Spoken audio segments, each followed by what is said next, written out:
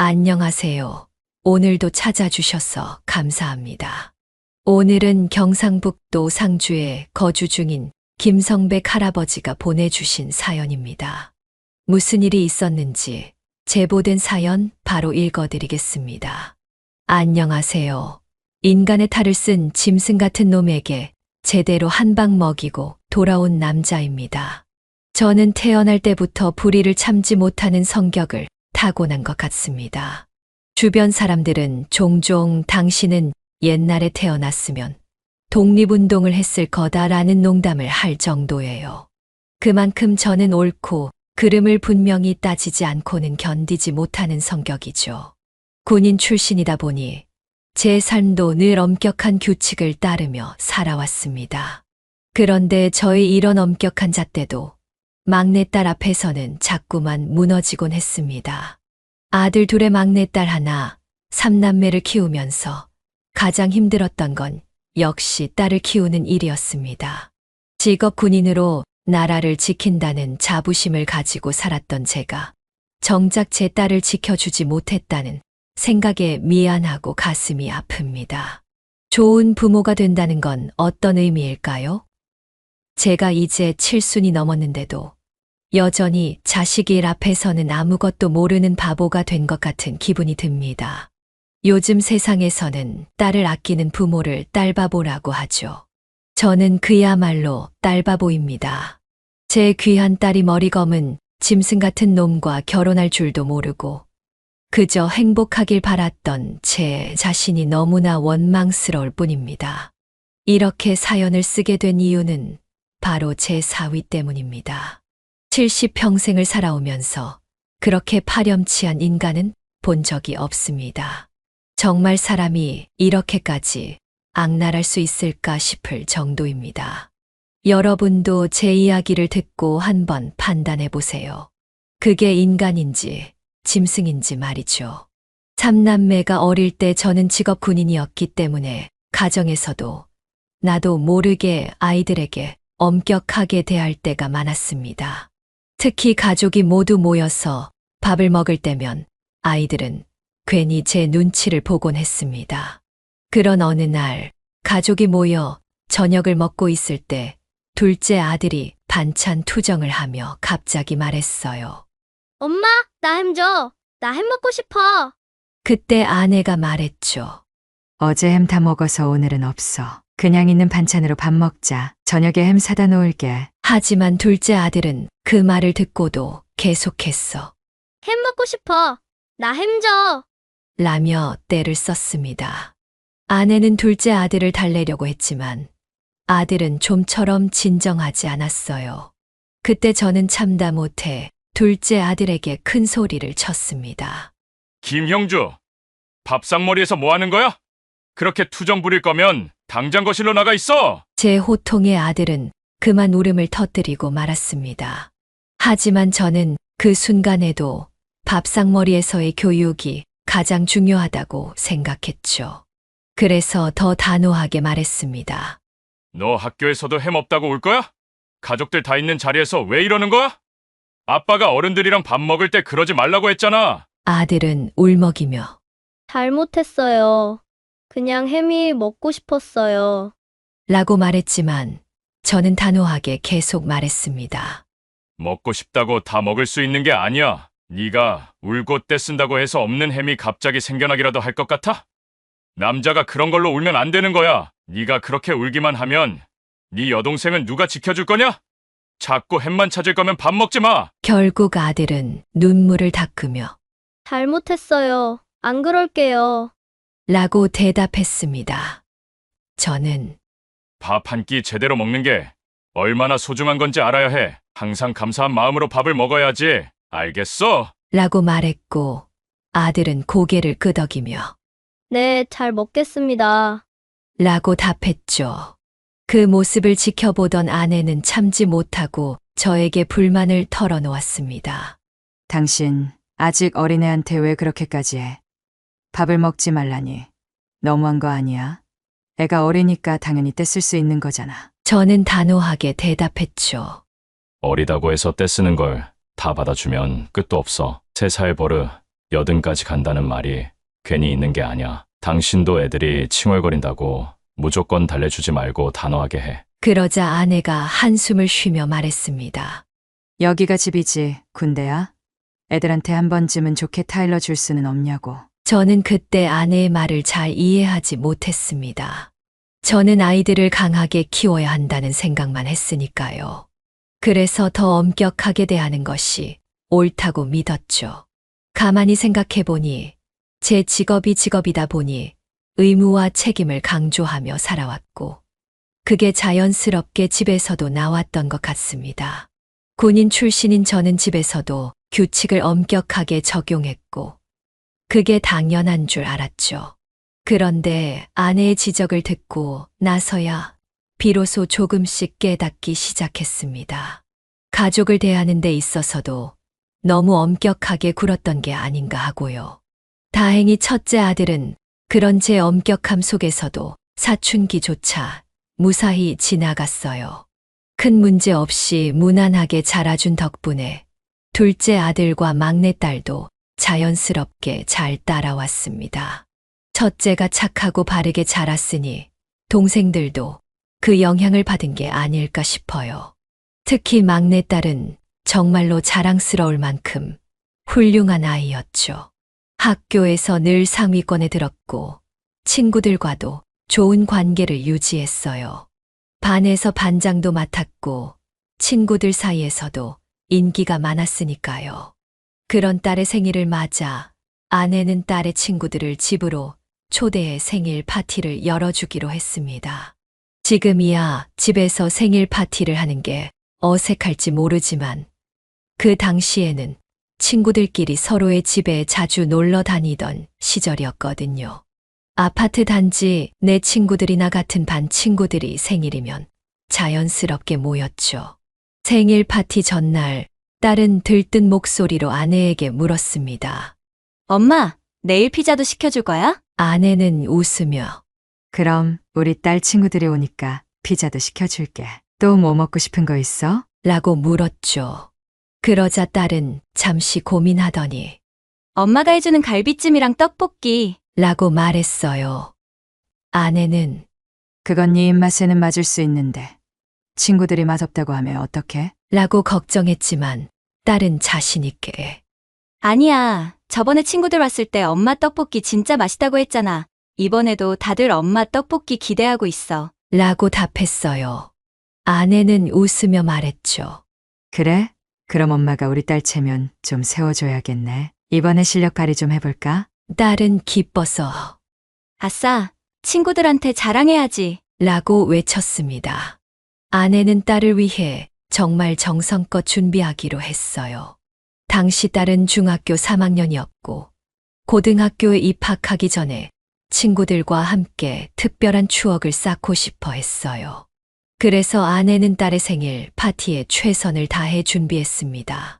친구들이 오기 전에 미리 갈비찜과 떡볶이를 준비하고 딸이 좋아하는 음식들로 한상을 가득 채웠죠. 생일 파티 당일 딸은 친구 5명을 집에 데리고 와서 즐거운 시간을 보냈습니다. 딸과 친구들이 거실에서 파티를 하고 있을 때 아내는 맛있는 음식들을 내놓으며 말했어요. 얘들아, 음식이 부족하면 언제든지 말해. 아줌마가 더 준비해 줄게. 그러자 딸의 친구 중 한 명이 신난 목소리로 우와, 떡볶이 너무 맛있어요. 라고 외쳤습니다. 아내는 웃으며 맛있게 먹어줘서 고마워. 더 먹고 싶으면 언제든지 말해. 라고 답했어요.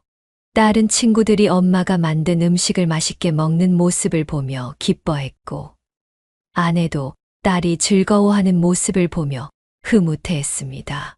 딸은 그날 친구들 앞에서 정말 행복해 보였어요. 그때 저는 준비해둔 선물을 들고 딸에게 다가갔습니다.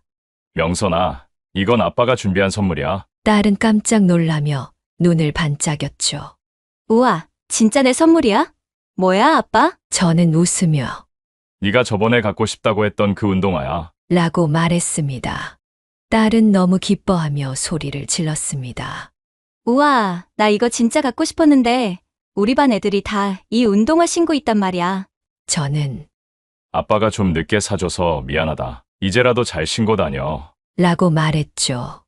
딸은 신발을 받아 신어보고는 여기저기 살펴보며 친구들에게 자랑했습니다. 이거 봐봐. 여기 상표가 좀 다르지? 새로 나온 디자인이야. 그러자 친구들도 우와, 진짜네. 명선이 좋겠다. 라며 부러워했어요. 딸은 그치? 우리 아빠가 사준 거야. 라며 자랑스러워했죠. 그 모습을 보니 일찍 사주지 못한 게 조금 후회스럽기도 했습니다. 딸의 생일 파티가 끝난 후 저녁에 아내는 큰아들과 둘째 아들에게 물었습니다. 너희도 생일 파티 하고 싶어? 하고 싶으면 엄마한테 말해. 그러자 아들들은 손사래를 치더군요. 딸과 아들은 성향이 많이 다르더라고요. 그래서 저도 자연스럽게 아들들보다는 딸에게 더 신경을 쓰게 됐습니다. 물론 10손가락 깨물어 안 아픈 손가락이 없다는 말처럼 자식은 다 소중하지만 딸이라 그런지 왠지 모르게 더 걱정이 많았습니다. 세상이 험하다 보니 아무래도 딸이 더 신경 쓰였죠. 하지만 그런 제 걱정과는 달리 딸은 정말 훌륭하게 자라줬습니다. 서울에 있는 대학에 입학할 정도로 고등학교 때도 모범생으로 졸업했고요. 딸은 금지옥엽 같은 존재였죠. 대학에 입학한 후 딸도 연애를 시작했습니다. 제가 기억하기로 그때 만났던 남자친구는 의대생이었는데 딸에게 정말 헌신적이었습니다. 어느 날 우연히 퇴근하던 길에 딸이 누군가와 함께 있는 모습을 보고 깜짝 놀랐습니다. 누군가 딸을 집에 데려다 주고 있었거든요. 저와 눈이 딱 마주친 딸은 저를 보며 당황한 듯 소리쳤어요. 아빠! 명선아, 아빠 퇴근하는 길이야. 친구랑 있었구나. 제가 무심코 물었더니 딸이 머뭇거리며 말했죠. 아, 그게 여긴 내 남자친구야. 그 순간 난생 처음 딸의 남자친구를 갑작스럽게 마주하니 심장이 덜컹하는 것 같았습니다. 낯선 사람 앞에서 놀란 표정을 짓고 있는 저를 본 딸의 남자친구는 침착하게 그리고 씩씩한 목소리로 저에게 인사를 했습니다. 안녕하십니까. 저는 명선이 남자친구 조남구라고 합니다. 저는 조금 당황했지만 나름 차분하게 대답했죠. 아, 반갑네. 나는 명선이 아빠야. 남자친구는 이어서 말했어요.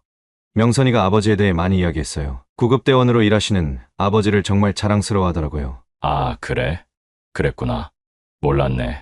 그 당시 저는 군대를 전역 후에 특채로 소방서에서 근무하고 있는 중이었습니다. 저는 다소 어색하게 웃으며 말했죠. 이어서 물었습니다. 여긴 명선이 데려다 주려고 온 거야. 그러자 그는 네. 저희가 시험 기간이라 공부가 늦게 끝났거든요. 그래서 밤길에 위험할까봐 데려다 주려고 왔습니다. 라고 답했어요. 저는 딸의 남자친구가 이렇게 신경 써주는 모습에 안심이 됐습니다. 고맙네. 우리 명선이 걱정이 많았는데 이렇게 듬직한 남자친구가 있어. 내가 다 든든하네. 앞으로도 잘 부탁하네. 라고 말했습니다. 그렇게 저는 딸의 남자친구와 처음으로 어색한 인사를 나누었어요. 그가 당당하게 인사하는 모습에 배짱이 있는 사람 같아서 다행이라는 생각도 들었습니다. 그날 저녁 저는 집에서 딸에게 물어봤습니다. 명선아, 네 남자친구는 전공이 뭐야? 딸은 밝게 대답했어요. 의대생이야. 공부도 잘하고 내가 배울 점도 많아. 얼마나 성실한데 수업도 매일 열심히 들어. 딸의 답변을 들은 저는 약간 서운한 마음에 농담을 했습니다. 뭐야, 벌써부터 아빠 앞에서 남자친구 편을 드는 거야. 좀 서운하네. 그러자 딸은 아빠, 그런 거 아니야. 그냥 남자친구가 진짜 성실하고 좋은 사람이어서 그래. 걱정할 거 없어. 라고 말했죠. 저는 또 물었습니다. 그럼 남자친구는 몇 살이야? 딸은 웃으며 동갑이야. 아빠, 걱정 마. 우리 둘 다 서로 잘 챙기고 있어. 라고 대답했습니다. 제가 괜히 서운한 목소리로 말하자 옆에 있던 아내가 한마디 했어요. 여보, 그렇게 말하면 명선이가 부담스럽지 않겠어? 애들끼리 연애하는 건데. 괜한 질투하지 마.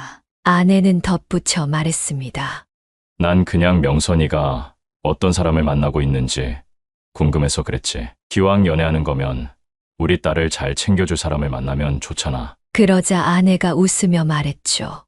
여보, 모든 연애가 다 오래가는 건 아니잖아요. 그냥 명선이 편하게 만나게 둬요. 아내는 아직 학생인 딸의 연애를 크게 중요하게 여기지 않았습니다. 젊은 시절 누구나 할 수 있는 연애라고 생각한 거죠. 그래서 저도 딸이 알아서 잘할 거라 믿고 지켜보기로 했습니다. 그런데 딸의 연애는 그렇게 가볍게 끝나지 않았습니다. 시간이 흘러 딸이 25살이 되던 해 남자친구와 함께 밥을 먹는 자리를 마련하게 됐습니다. 딸이 먼저 정식으로 남자친구를 소개하고 싶다고 해서 아내와 저는 약속 장소로 가면서 떨리는 마음을 숨길 수 없었습니다. 그날은 딸과 남자친구가 앞으로 어떻게 될지 본격적으로 생각해 보게 된 중요한 순간이었죠. 우리는 대화를 나누며 즐겁게 식사를 하고 있었는데 딸의 남자친구가 갑자기 저를 보며 말했습니다. 아버님, 저 명선이와 결혼하고 싶습니다. 4년 넘게 진지하게 만나왔고 평생 명선이를 행복하게 해줄 자신이 있습니다. 이 말을 듣고 저는 너무 당황했습니다. 예상치 못한 순간에 딸의 남자친구가 그런 말을 꺼냈기 때문이죠. 그래서 남자친구를 보며 물었습니다. 결혼. 갑자기 그게 무슨 소리야? 그러자 그는 침착하게 말했어요. 저는 명선이와 결혼까지 생각하며 진지하게 만나고 있습니다. 그러니 저를 믿어주십시오. 이렇게 보여도 저는 사내대장과 같은 사람입니다. 지금은 학생이지만 반드시 열심히 해서 명선이를 행복하게 해주고 싶습니다. 저는 순간 멍해졌지만 조금 진정하고 다시 물었습니다. 자네가 우리 명선이를 얼마나 사랑하는지 말로만 하지 말고 구체적으로 설명해보게. 그러자 그는 단호하게 대답했습니다. 저는 정말로 명선이를 영원히 행복하게 해줄 자신 있습니다. 평생 명선이 손에 물 한 방울 안 묻히게 최선을 다하겠습니다. 그의 확신에 찬 대답을 듣고 저는 한마디 덧붙였죠. 지금 자네가 한 말을 지키려면 얼마나 열심히 해야 할지 알고 있나? 지금은 이런 말 할 시간이 없을지도 몰라. 더 열심히 해야 할 거야. 그는 자신감 있게 말했습니다.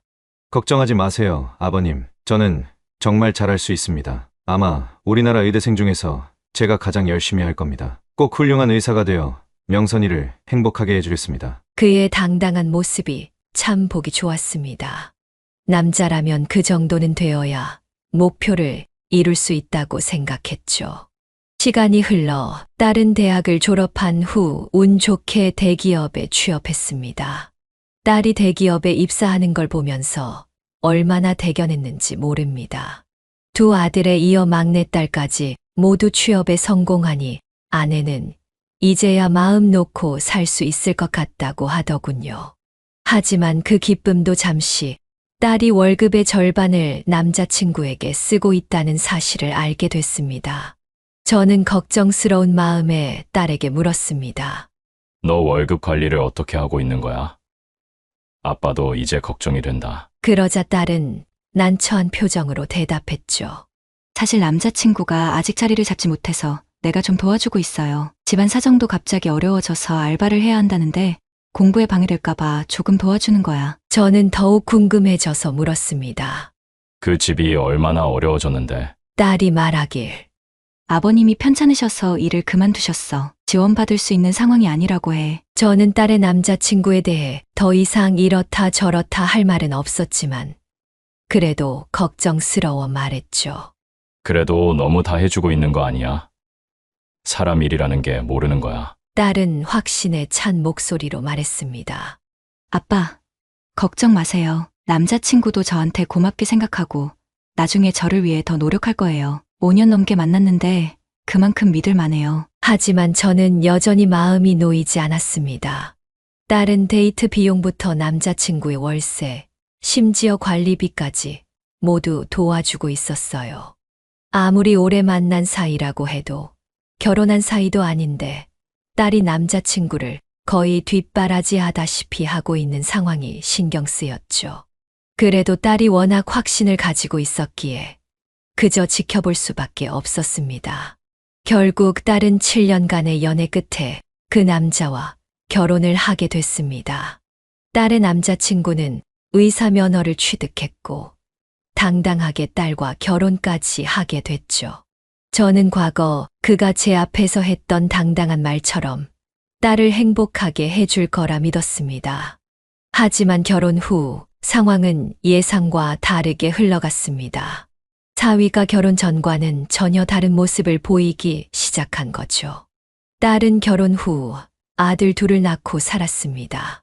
그런데 사위가 40쯤 되면서 뭔가 이상해지기 시작했습니다. 딸은 원래 속이 깊어서 저와 아내에게는 아무런 말을 하지 않았어요. 그 당시 저는 이미 은퇴하고 아내와 함께 노후를 보내고 있었는데 딸은 10년간 결혼 생활 동안 힘든 이야기를 한 번도 하지 않았던 겁니다. 어느 날 딸이 사위 없이 두 손자만 데리고 집에 왔습니다. 그날 거실에서 두 손자와 함께 앉아 있던 중 큰 손자의 말에 깜짝 놀랐습니다. 큰 손자가 딸을 보며 엉뚱한 목소리로 물었습니다. 엄마, 어젯밤에 왜 울었어? 딸은 당황하며 대답했어요. 무슨 소리야? 엄마가 언제 울었어? 하지만 큰 손자는 계속 말했죠. 아니야, 엄마. 어젯밤에 내 방에서 나 자는 거 보다가 울었잖아. 딸은 당황해서 얼버무리듯 말했습니다. 아니야.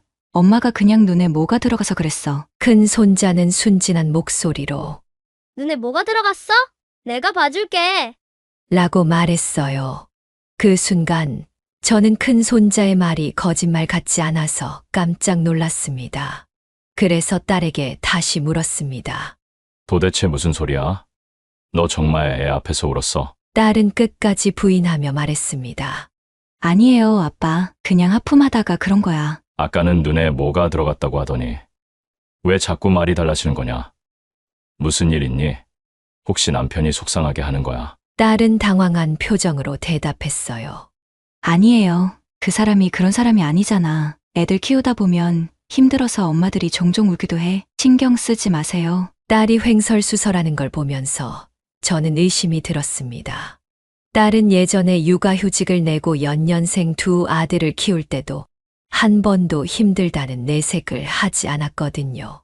그런데 이번에는 어딘가 상심에 잠긴 듯 보였고 표정도 평소와 달랐습니다. 걱정스러운 마음에 딸이 집으로 돌아간 후 저는 사위에게 전화를 걸었습니다. 그런데 사위는 술에 취한 듯한 목소리로 전화를 받았습니다. 아이고, 장인어른. 무슨 일로 전화를 주셨습니까? 저는 사위의 상태에 깜짝 놀랐습니다. 자네 술 마셨나? 지금 시간이 몇 시인데 아직도 술을 마셔? 사위는 태연하게 대답했어요. 하루 종일 환자들을 보느라 힘들었는데 이 시간에 술도 못 마십니까? 그때가 이미 밤 10시가 넘었는데도 사위는 밖에서 술을 마시고 있었습니다. 저는 그 행동이 이해되지 않아 단호하게 말했습니다. 어린 아들들이 둘이나 있는데 이 시간에 술을 마시는 게 말이 된다고 생각해. 빨리 집에 가서 애들도 보고 집안일도 같이 해야지. 그러자 사위는 냉소적인 목소리로 말했어요. 그런 건 돈 덜 버는 사람이 하는 거 아닌가요?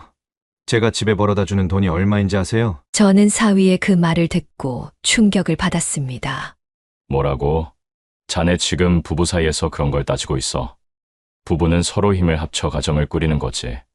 그런 식으로 말하면 안 되지. 이게 무책임한 행동이 아니면 뭐란 말인가? 사위는 피곤한 목소리로 대답했습니다. 저도 힘들어서 그래요. 잔소리 그만하시고 얼른 집에 가겠습니다. 저는 화가 치밀어 올라 사위에게 큰 소리 쳤습니다. 오늘 밤 12시 전에 집에 안 들어가면 내가 가만두지 않을 거야. 그렇게 저는 처음으로 사위에게 크게 화를 냈습니다. 부부가 서로를 등급으로 나누고 따지는 게 말이 된다고 생각하십니까? 부부는 서로 협력하며 가정을 지켜야 하는데 저런 식으로 말하니 제가 걱정이 되지 않을 수 없었죠. 그때의 충격을 누구에게도 털어놓을 수 없었습니다. 딸은 이 일을 숨기고 싶어 했고 저 역시 일부러 말을 꺼내기 어려웠습니다. 그런데 다음 날 딸에게서 한 통의 전화가 걸려왔습니다. 딸은 미안한 목소리로 저에게 해명하려 했습니다. 아빠, 어제 남편이랑 통화했어요. 그 사람, 어제 회식이 있었대요. 원래 일찍 들어오는 사람인데, 그날은 늦었어요. 저는 답답한 마음에 말했습니다. 문제는 집에 늦게 들어온 게 아니야. 어제 사위가 너에게 한 말을 들어보니까 완전히 널 무시하고 있더라. 대체 너희 둘이 어떻게 살고 있는 거야? 딸은 당황한 표정으로 물었습니다. 그 사람이 무슨 말을 했길래요? 저는 깊은 한숨을 내쉬며 대답했죠. 자기가 돈을 좀 더 번다고 해서 육아랑 집안일은 네가 다 해야 된다고 말하더라. 부부가 그렇게 생각하고 살면 될 일이 뭐가 있겠니? 딸은 잠시 머뭇거리다가 조심스럽게 말했습니다. 아빠, 죄송해요. 그 사람이 원래 그런 사람이 아닌데, 아마 술 때문에 그랬던 것 같아요. 저는 딸의 말을 듣고 차분하게, 그러나 단호하게 말했습니다. 술 때문이 아니라 술에 취해서 진심이 나온 걸지도 몰라. 그래서 내가 걱정하는 거야. 명선아, 너 정말로 조서방과 사이에 문제가 없는 거 맞아? 딸은 급하게 대답했습니다. 아빠, 아무 문제 없어요. 걱정하지 마세요. 괜히 속만 시끄럽게 만들어서 죄송해요. 딸이 괜히 미안해하며 사과하는 걸 보니 마음이 더 무거워졌습니다. 딸이 결혼하고 아이 둘을 낳고 살아가는 동안 10년간 이런 문제를 겪고도 저희에게 말하지 않고 참았다는 생각이 드니 더욱 걱정이 되더군요. 그런데 한 번 문제가 보이기 시작하니 그 뒤로는 자꾸 더 많은 문제들이 보였습니다. 한 번은 아내의 생일날 딸과 사위 그리고 손자들이 집에 왔습니다. 딸과 사위는 함께 도착했지만 사위는 집에 들어오자마자 거실에 벌렁 누워버리더군요. 그 모습을 보고 당황했는데 사위는 너무도 자연스럽게 딸을 향해 큰 소리로 말했습니다. 여보, 밥은 언제 돼? 나 배고파 죽겠는데 뭐라도 간단하게 줘봐. 딸은 순간 당황했지만 차분하게 대답했어요. 우리 지금 막 도착했잖아. 뭐 먹을지 미리 준비해 놓은 것도 아니고, 좀 기다려봐. 그러자 사위는 짜증 섞인 목소리로 말했죠. 시간 계산을 좀 하고 왔어야지. 배고파 죽겠네. 쉬는 날인데 내가 밥도 못 먹고 이렇게 있어야 돼. 딸은 한숨을 쉬며 말했습니다. 애들도 배고프다고 투덜거리지 않고 가만히 있는데, 왜 당신이 그러는 거야? 좀 참아. 딸이 사위의 이런 행동에 익숙해 보이는 듯한 모습에 저는 참을 수 없었습니다. 그래서 사위에게 단호하게 말했어요. 자네 손이 없나? 발이 없나? 배고프면 주방에 가서 라면이라도 끓여 먹으면 될 것 아닌가? 그러자 사위는 억울한 표정으로 말했습니다. 아침도 제대로 못 먹고 왔단 말이에요. 저는 짜증이 나서 단호하게 대답했죠. 다 큰 어른이 그 정도도 못 참아. 사회생활은 어떻게 하는 건지 모르겠군. 오늘이 전에 장모 생신인데 처가에 와서 배고프다고 짜증을 부리다니 말이 되나? 차라리 그럴 바엔 그냥 가는 게 낫겠네. 사위는 당황한 얼굴로 변명했어요. 아니, 가만히 있을게요. 근데 장인어른, 요즘 저한테 화난 거 있으세요? 왜 이렇게 저한테만 화를 내세요? 저는 화가 나서 말했습니다. 자네가 잘한 게 있어야 예뻐하지. 배고프다고 처가에서 투덜거리는 사위가 뭐가 예쁘겠나? 그리고 자네는 의사라서 대접받고 싶어 하는 것 같은데 그게 뭐 대단하다고 나한테 대접을 바라나? 대접받고 싶으면 병원에서나 받아. 자네는 지금 사위로 이 집에 온 거야. 사위답게 행동하라고. 제가 단호하게 말하자 그제서야 사위는 고개를 푹 숙이고 제대로 앉았습니다. 그 모습을 보고 있던 손자들이 장난스럽게 말했어요. 아빠, 할아버지한테 혼났네, 혼났어. 그러자 저는 웃으며 손자들에게 말했습니다. 그래, 잘못했으면 어른도 혼나는 거야. 알겠지? 손자들은 신나서 말했습니다. 할아버지 예전에 군인이었잖아요? 그래서 아빠도 잘못하면 혼나는 거죠? 저는 미소를 지으며 대답했습니다. 맞아. 예전에 할아버지는 군인이었단다. 그래서 잘못하면 혼났지. 손자들은 거실에 놓인 제 군복 사진을 보며 감탄했습니다. 할아버지 진짜 멋있어요. 여기 총도 있네요. 그제야 사위는 놀란 표정으로 손자들을 돌보기 시작했습니다. 하지만 사람들이 그러죠.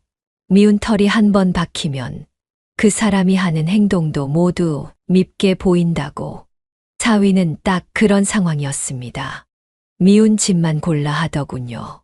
그날 딸이 아내에게 선물하려고 목걸이를 가져왔는데 사위가 그걸 보더니 놀란 목소리로 말했습니다. 우와, 장모님. 사람들은 여자의 나이가 목과 손에서 보인다고 하잖아요. 그런데 목에 주름이 자글자글하네요. 아내는 당황하며 물었습니다. 뭐라고? 자네 지금 내 목 주름을 얘기하는 거니? 나도 나이가 있으니 주름이 있는 건 당연한 거 아닌가? 주름 없는 게 오히려 이상하지. 사위는 뻔뻔하게 대답했습니다. 그런 주름은 남편들이 관리해주라고 있는 거죠. 카드도 주고 미리미리 관리해줬어야 하는데 아버님이 그런 걸 못하셨나 봐요. 아휴, 젊었을 때부터 관리를 시작했어야 했는데 이제 좋은 날 다 갔네요. 저는 그 말을 듣고 어이가 없었습니다. 사위가 장모님에게 할 말이 그건 아니지 않습니까? 게다가 마치 저를 겨냥한 듯이 말하니 더 이상 참을 수 없었죠. 그래서 사위에게 한마디 했습니다. 자네 꼭 그렇게 말해야 하나? 자네도 지금부터 우리 딸 피부 관리나 해주고 있나? 그러자 사위는 아무렇지도 않게 대답했습니다. 아, 저야 알아서 할 겁니다. 제 아내는 워낙 관리를 안 해도 멀쩡해요. 저는 화가 치밀어 올라 말했습니다. 자네, 환자들 진료할 때도 말을 이렇게 호떡 뒤집듯이 막 해. 1분 전에 한 말과 지금 하는 말이 전혀 다르군. 신뢰가 하나도 안 가. 사람이 말을 할 때는 3번은 생각하고 해야 하는 거야. 사람의 품격은 말에서 드러나는 법이지. 말 조심 좀 해. 사위는 억울한 듯이 말했습니다. 아버님은 아까부터 왜 저한테만 그러세요? 저는 그 말을 듣고 속으로 한숨이 나왔습니다. 사위의 이런 행동들이 점점 거슬리기 시작했죠. 딸도 사위를 이미 포기한 듯한 표정이었습니다. 저는 딸이 혼자 있는 시간을 기다렸다가 조심스럽게 물었습니다. 명선아, 너희 남편이랑 무슨 문제 있는 거 아니냐? 보니까 너희 둘 잘 안 맞는 게 있는 것 같은데 무슨 일이니? 딸은 억지로 웃으며 대답했습니다. 아빠, 그런 거 아니에요. 그 사람이 워낙 일하느라 바빠서 그래요. 걱정 마세요. 그러나 딸의 얼굴은 정말 아무 일 없다는 표정이 아니었습니다. 그래서 다시 물었죠. 정말 괜찮은 게 맞아. 네 표정이 전혀 그래 보이지 않는데. 딸은 한숨을 쉬며 말했습니다. 괜찮아요. 아빠, 제가 알아서 할게요. 딸의 지쳐 보이는 얼굴에 제 마음이 무너졌습니다. 그래도 딸이 워낙 똑똑하고 강한 아이라서 스스로 잘 해결할 거라고 믿었습니다. 그러나 그때부터 더 큰 문제가 딸을 덮치기 시작했습니다. 딸은 누구보다 가정에 충실한 사람이었어요. 직장도 포기하지 않고 육아와 일을 병행하며 잘 해냈습니다. 그런데 어느 날 딸이 아내에게 울면서 전화를 걸어온 겁니다. 딸은 전화기 너머로 서럽게 울며 말했어요. 엄마, 나 너무 힘들어. 어떡해. 아내는 깜짝 놀라서 물었습니다. 무슨 일이야? 명선아, 왜 그래? 저도 아내의 목소리에 긴장해서 전화기를 스피커로 받고 함께 들었습니다. 그 순간 딸은 더 슬픈 목소리로 말했어요. 엄마, 나 유방암이래. 나 어떡해 해. 너무 무서워. 아내와 저는 그 말을 듣고 충격에 빠졌습니다. 뭐라고? 유밤. 갑자기 그게 무슨 소리야? 딸은 흐느끼며 대답했어요. 며칠 전부터 겨드랑이 쪽에 멍울이 잡혀서 병원에 갔는데 검사해보니까 유방암이래요. 나 어떡해 해. 아내는 눈물을 참으며 말했습니다. 명선아, 너 아직 젊은데 어떻게 그런 병에 걸릴 수가 있어? 이게 무슨 일이니? 조서방은 알고 있니? 딸은 울먹이며 대답했습니다. 아니, 아직 몰라요. 그 사람도 많이 놀랄 거예요. 아내는 딸을 달래며 말했습니다. 걱정하지 마. 조서방이 있으니까 방법을 찾을 수 있을 거야. 괜찮아. 명선아. 하지만 딸은 겁에 질려 울고 있었습니다. 저와 아내는 당장은 사위가 의사라는 점에서 희망을 가지고 딸을 다독였지만 마음 한편에는 불안이 가시질 않았습니다. 그래도 사위가 의사니까 분명 방법을 찾겠지. 어떻게든 딸을 지켜줄 거라고 믿었죠. 하지만 사람이 힘든 상황에 처하면 본성이 드러난다고들 하죠. 그때 저는 상상도 못했던 사위의 진짜 모습을 마주하게 되었습니다. 딸은 유방암 진단을 받고 수술 날짜를 잡았고, 이제 병원에서 회복 중이었어요. 수술이 끝난 후에도 항암 치료와 방사선 치료를 받아야 한다는 소식이었죠. 그래서 아내와 함께 제 딸의 병원으로 가서 상태를 확인하려고 했습니다. 병실에 도착했을 때 문 밖에서 딸과 사위의 다툼 소리가 들려왔습니다. 처음에는 귀를 의심했어요. 딸이 아프고 힘든 상황에서 무슨 다툼이 있을까 싶었죠. 그런데 그 소리는 점점 커졌고 사위는 딸에게 언성을 높이며 소리치고 있었습니다. 그러니까 네가 평소에 건강 관리를 제대로 했어야지. 지금 와서 나한테 무슨 민폐냐고. 내가 이렇게 바빠 죽겠는데 자꾸 나더러 오라가라 하면서 나를 불러들여. 당신이 어떻게 나한테 이럴 수가 있어? 저는 깜짝 놀라 문을 열어야 하나 망설이던 중 사위가 계속해서 소리치는 소리가 들렸습니다. 내가 너 전문의 자리 따기 전에 얼마나 집안이 어려울 때 누가 그때 뒷바라지 했는데? 네가 그 자리까지 갈 수 있게 밀어준 사람 바로 나야. 월세, 관리비까지 내다 다 챙겨줬던 거 기억 안 나? 그때 네가 나한테 뭐라고 했는지 기억나? 당신 그때 나한테 늙어 죽을 때까지 행복하게 해주겠다고 했어. 그런데 지금 이 꼴이 뭐야? 딸은 약해진 목소리로 겨우 대답했습니다. 하지만 사위는 멈추지 않고 계속 몰아붙였습니다. 누가 아프라고 했어? 그리고 어지간하면 좀 씻어. 냄새나서 같이 있기가 힘들어. 내 체면도 좀 생각해줘야지. 의사들끼리 다 아는 사이인데 당신이 이렇게 거지처럼 있으면 내가 뭐가 되겠어? 여자가 아프면 아프더라도 좀 신경 쓰고 살아야 하는 거 아니야? 지금 네 모습은 여자가 아니라 그냥 환자야. 내일 모레 죽을 환자 같다고. 그 순간 저는 더 이상 참을 수 없었습니다. 딸이 아픈데도 사위는 이렇게 폭언을 퍼붓고 있었던 겁니다. 분노가 치밀어 올라 병실 문을 벌컥 열고 들어가 소리쳤습니다. 자네, 지금 무슨 말을 하고 있는 거야? 아픈 아내한테 할 소리가 그거밖에 안 되나?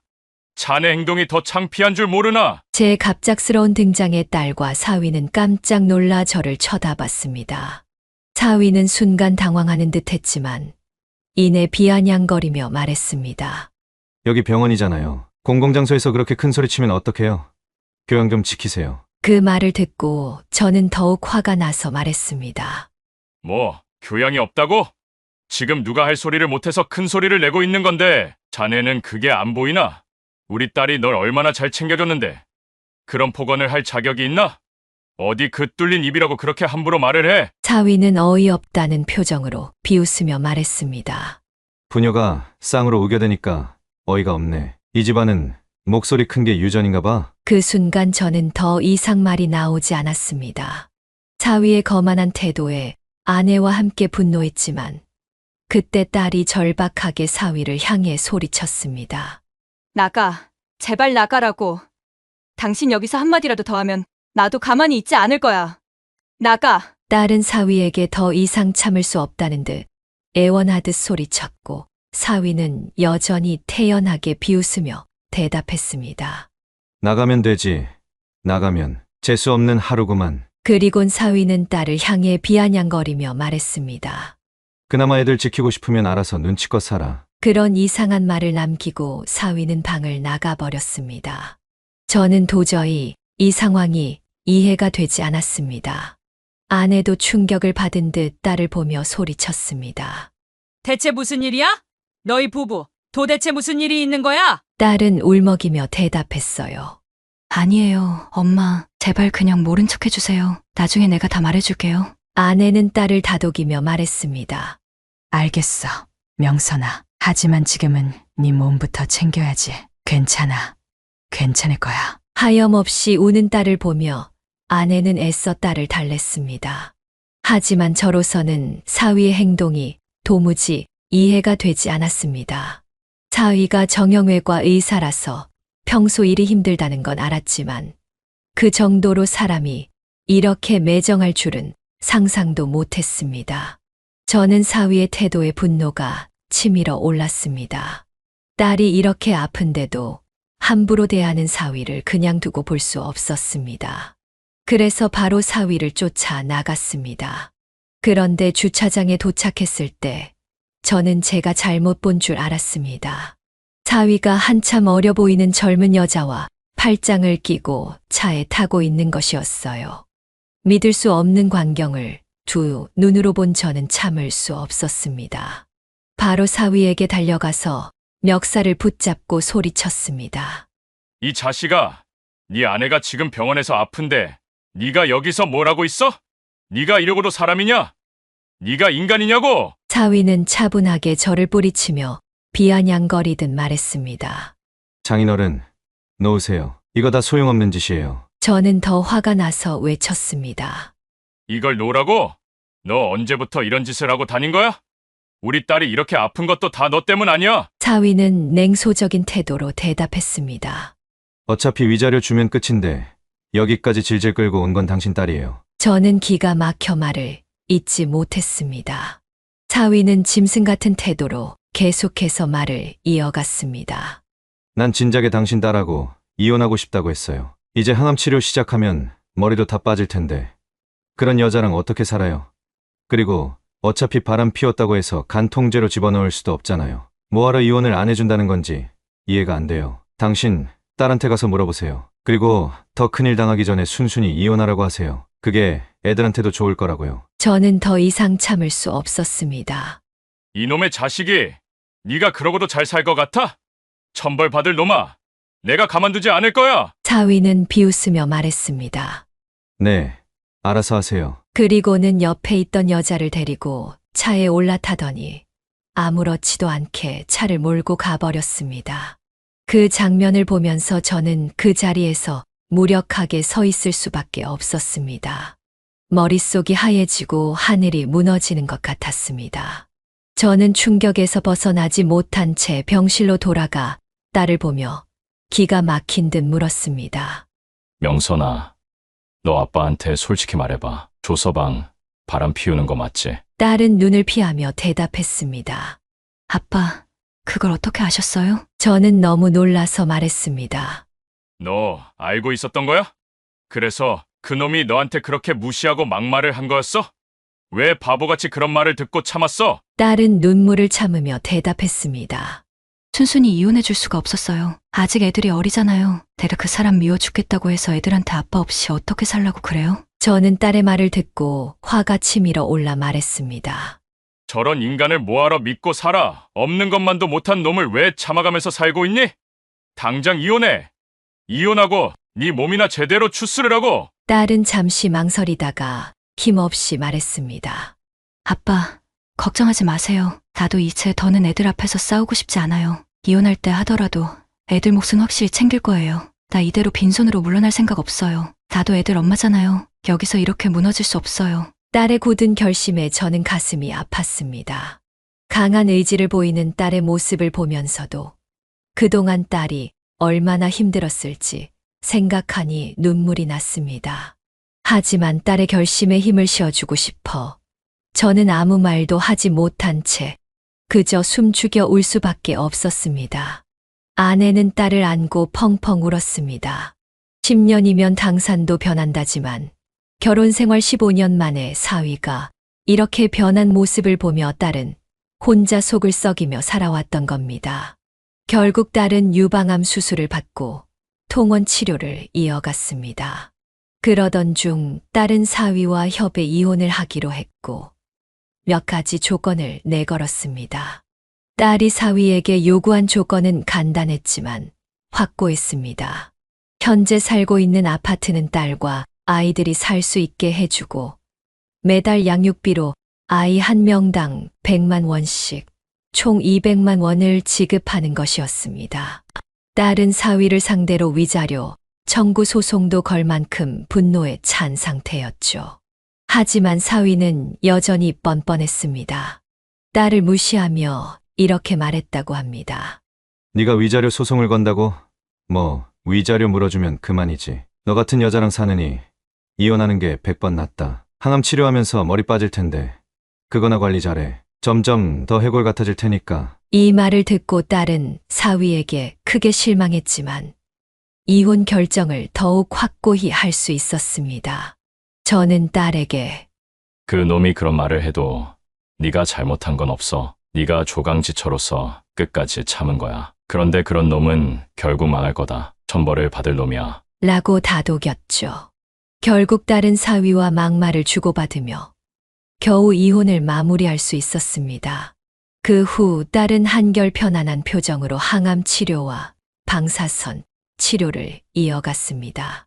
사위라는 짐을 내려놓고 나니 딸의 건강도 조금씩 회복되는 듯 했습니다. 더 이상 딸을 괴롭히는 사람이 없으니 안색도 점점 좋아졌어요. 놀라운 건 손자들도 아빠의 빈자리를 전혀 느끼지 못했다는 겁니다. 마치 원래부터 아빠가 없었던 것처럼 자연스러웠어요. 그때 저는 정말 세상에는 공정한 정의가 있다고 믿었습니다. 딸을 두고 바람을 피운 사위는 분명히 하는 일마다 다 망하고 있을 거라고 생각했죠. 천벌을 받을 놈이라며 그가 망하는 모습을 기다리고 있었습니다. 하지만 딸이 이혼한 지 1년쯤 지났을 때 저는 충격적인 소식을 듣게 되었습니다. 군대 동기였던 친한 친구와 오랜만에 만나 이야기를 나누다가 친구가 뜬금없이 저에게 물었습니다. 성배가, 네 사위가 정형외과 의사잖아. 그런데 너 그거 알았어? 얼마 전에 내가 허리가 아파서 병원에 갔는데 그 병원이 네 사위가 개원한 병원이더라. 그 말을 듣고 저는 믿을 수가 없었습니다. 뭐라고? 걔가 병원을 개원했다고? 친구는 의아한 얼굴로 물었습니다. 너 진짜 몰랐어? 이 사위가 개원한 지 좀 됐던데. 결혼식 때 봤던 그 키 크고 훤칠한 사위 맞잖아. 저는 당황하며 말했습니다. 그 자식 우리 딸 아플 때 바람나서 이혼했어. 나도 그놈이 어디서 뭐라고 다니는지 몰랐는데 어디서 개원을 했다고? 친구는 제가 몰랐다는 사실에 더 놀란 듯이 말했습니다. 바람을 펴! 이런 몹쓸 자식이 다 있네! 친구는 마치 자기 일처럼 함께 화를 냈습니다. 그때 저는 직접 두 눈으로 확인해야겠다는 생각이 들었습니다. 그래서 마스크를 쓰고 바로 그 병원으로 갔습니다. 접수를 하고 원장실로 안내를 받았죠. 문을 열고 들어가 보니 정말로 사위 놈이 그곳에 있었습니다. 그 순간 제가 느낀 분노는 말로 표현할 수 없었어요. 피가 거꾸로 솟는다는 게 이런 기분이구나 싶더군요. 아무것도 모르는 사위는 저를 보며 태연하게 말했습니다. 안녕하세요. 어디가 불편하셔서 오셨나요? 그는 마치 아무 일도 없었다는 듯 진료를 보고 있었죠. 저는 그를 똑바로 바라보며 마스크를 천천히 벗었습니다. 저를 본 사위는 입이 떡 벌어지더니 당황한 표정으로 외쳤습니다. 여긴 어떻게 알고 오신 겁니까? 저는 차갑게 대꾸했습니다. 왜? 내가 여기 못 올 곳이어도 돼. 네가 어디서 뭘 하든 난 다 알 수 있어. 사위는 말을 잊지 못했습니다. 그동안 술도 못 끊고 계속 마셨나 보지. 손이 왜 저렇게 떨려? 너 같은 망나니가 병원을 차리면 대체 무슨 사고를 치려고 그러는 거냐? 저는 그를 뚫어지게 쳐다보며 말했습니다. 사위는 당황하며 변명했습니다. 그게 아니라요. 저 이제 술도 끊었고요. 일단 밖에서 얘기하시면 안 될까요? 저는 콧방귀를 뀌며 말했습니다. 왜? 떳떳하면 여기서 얘기해. 네가 차린 병원에서 뭐가 무서워? 당장 이 병원 문 닫아라. 네가 네 발로 나가지 않으면 내가 직접 박살낼 거야. 사위는 다급하게 애원하듯 말했습니다. 아버님, 제발 진정하세요. 저희 병원 차리려고 대출까지 받았어요. 저도 살아야 하지 않습니까? 그러자 저는 분노를 참지 못하고 소리쳤습니다. 너도 살아야 한다고? 웃기지 마라. 우리 딸도 살고 싶어 했어. 그때 네가 얼마나 무시하고 짓밟았는지 잊었어? 네가 잘 살 수 있을 거라고 생각했어? 착각하지 마. 네가 어디 가서 병원을 차리든 내가 끝까지 쫓아가서 망가뜨릴 거다. 네 놈은 의사 자격도 없어. 사위는 저에게 매달리며 간청했습니다. 하지만 저는 그를 떨쳐버리고 진료 대기실로 향했습니다. 대기실에 있는 환자들을 향해 큰 소리로 외쳤습니다. 여러분, 이 병원의 원장은 유방암에 걸린 제 딸을 버리고 그 와중에 바람까지 핀 파렴치한 놈입니다. 게다가 알코올 중독 때문에 손이 심하게 떨려요. 그런 사람한테 진료받고 싶으십니까? 환자들은 놀란 눈으로 저를 바라보았습니다. 저는 다시 한번 소리쳤습니다. 여러분, 이 사람이 의료 사고를 낸 의사입니다. 그 때문에 환자가 하반신 마비까지 됐어요. 이걸 못 믿으시겠으면 제 휴대폰을 보세요. 지역 신문에 크게 실린 사건입니다. 저는 휴대폰을 꺼내 사위가 저지른 의료 사고로 인해 환자가 하반신 마비가 된 사건이 보도된 기사를 보여주었습니다. 그 사건은 큰 이슈가 되어 지역 신문에 대대적으로 보도된 일이었죠. 그 기사를 본 환자들은 하나둘 웅성거리기 시작했습니다. 그때 사위가 다급하게 저에게 달려들며 소리쳤습니다. 이 내놔! 대체 뭐 하시는 겁니까? 당장 그만두지 않으면 신고할 거예요. 저는 코웃음을 치며 대답했습니다. 신고한다고? 어디 해봐. 나도 널 가만두지 않을 거야. 네가 네 발로 이 병원을 떠날 때까지 내가 가만두지 않을 거라고. 사위는 당황한 얼굴로 말했습니다. 제발 좀 그만하세요. 저도 이제 새로 시작하려고 하는데 왜 이러시는 겁니까? 그러면 내가 도대체 여자 같지도 않은 와이프랑 어떻게 살라고요? 유방암에 머리까지 다 빠졌는데 그걸 여자로 볼 수 있겠습니까? 말 같지도 않은 말을 짓거리는 사위를 보던 그 자리에 있던 환자들은 하나둘씩 병원을 떠나기 시작했습니다. 몇몇 사람들은 휴대폰으로 그 장면을 촬영하고 있더군요. 저는 자기 무덤을 스스로 파고 있는 사위를 보며 말했습니다. 네가 여기 온 순간부터 네 무덤을 판 거야. 내가 이대로 두고 보나 봐라. 네가 여기 떠나는 날까지 가만히 있지 않을 거다. 저는 전 사위에게 사실상 협박에 가까운 말을 남기고 병원을 나왔습니다. 그런데 그 다음 날 정말 상상도 못한 일이 벌어졌습니다.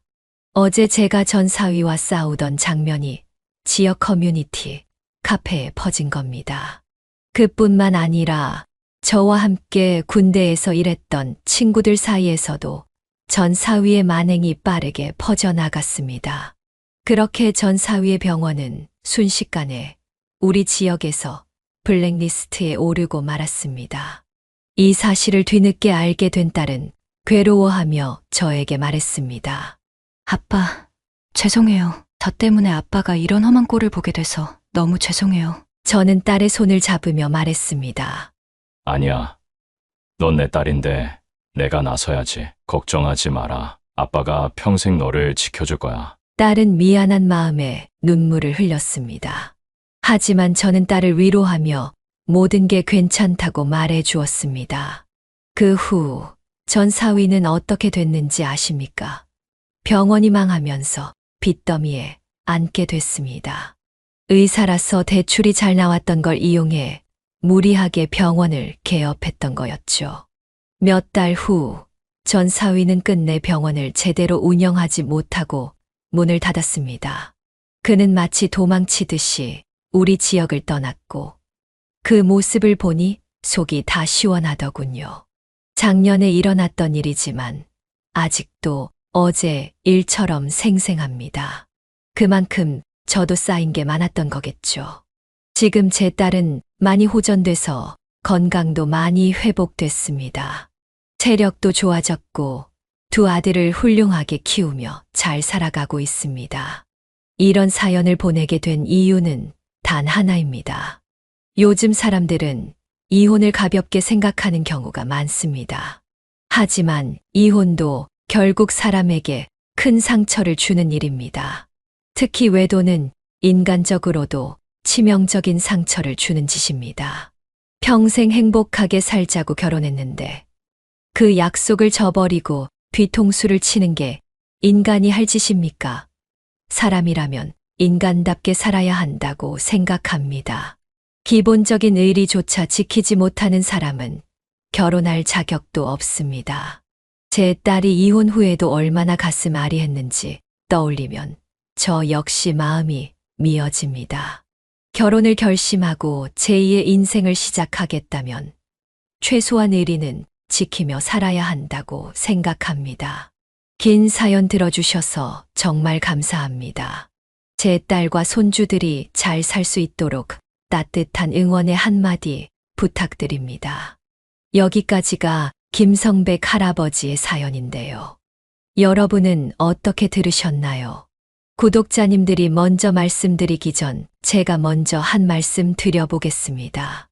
김성백님, 어두운 폭풍 속에서도 빛나는 별이 있듯이 지금 김성백님과 가족이 겪고 있는 아픔은 깊고도 슬프지만 그 안에서도 희망의 불씨를 발견할 수 있습니다. 마치 고요한 호수에 던진 돌의 파장이 퍼져나가듯 사랑의 힘은 서로를 감싸 안고 다시 일어설 수 있게 할 것입니다. 따님분과 손주들은 김성백님의 강한 바람개비처럼 어떤 역경에도 흔들리지 않고 더욱 단단해질 것입니다. 그들은 할아버지의 사랑이라는 든든한 기둥을 통해 언제나 지켜받고 있습니다. 힘든 시간 속에서도 서로의 손을 잡고 따뜻한 온기를 나누며 함께 걸어가길 바랍니다. 어둠이 지나가고 다시 밝은 태양이 떠오를 날이 올 것입니다. 그때까지 서로의 마음이 나침반이 되어 함께 나아가는 길을 밝혀주기를 바랍니다. 할아버지와 가족 모두가 사랑으로 이겨내고 더 아름다운 내일을 맞이하길 진심으로 기원합니다. 따뜻한 응원을 보내며 글을 마칩니다. 이 사연은 김성백 할아버지가 보내주신 사연으로 사연자님의 입장에서 작성되어서 김성백 할아버지님께 유리하게 작성되었을 수도 있습니다. 같이 댓글로 의견 나누어 보았으면 합니다. 김성백 할아버지의 사연 영상이 주는 교훈이 유익하시다면 좋아요와 구독, 그리고 다른 지인에게 공유 부탁드리며 저는 그럼 다음 사연에서 뵙겠습니다.